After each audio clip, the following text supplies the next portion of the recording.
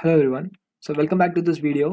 So in this video, we will be going to see about the for each method to iterate our data into in from the array or anything else like in database. Okay.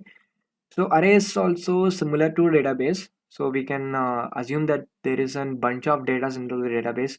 So that's why we are calling it an array. So it contains so many values. You can either add any of the values like any kind of any amount of values like 1 lakh or 2 lakh, any kind of values like that.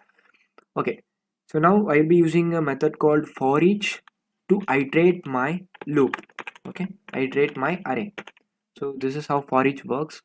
So before the for each, so we have done colors, controlling the color inside the for loop, right? As it is the same, but we need to give one colors at first. Okay, we'll be giving the colors.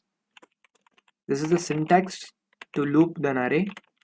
Okay, giving the colors dot for each. Okay, this is the syntax to print all the element. If I click enter, you might note there is an undefined. Undefined is not a function, so inside we need to give a function to print an element. Okay, so clearing this console. Okay, so we are for looping, that means we are for looping, that means for the definition of for each is, you can see for plus each. I mean, I'll be for each element. That's the meaning of for each. I will be representing for each elements. Okay, so now we'll be using a function. So we'll be discussing in a later videos. So using the function, that means the function is like an operation. So we'll be using to demonstrate any kind of any kind of like any kind of operations or kind of things. Okay, so inside the function I'll be giving the parameter as data or anything else. Okay, if I console dot log and see the data, if I click enter, you might see it runs as the same of for loop, but it is pretty much faster than the for loop. Okay, this is how actually for each works. So we'll be giving the array name at the first and for each, and we'll be giving the function.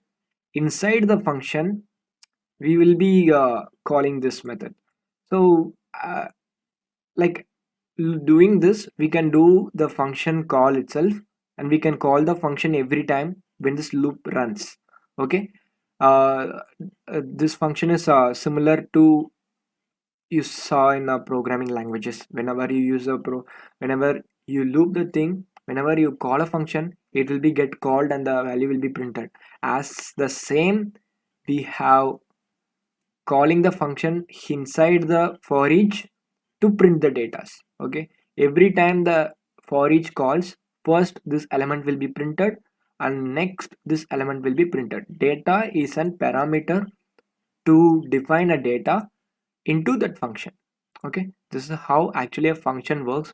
So don't worry about it, we'll be seeing the function, normal function and arrow function in a future videos. Okay, this is how actually for each work, guys. So we'll be seeing the map method in next video, so stay tuned for the next video.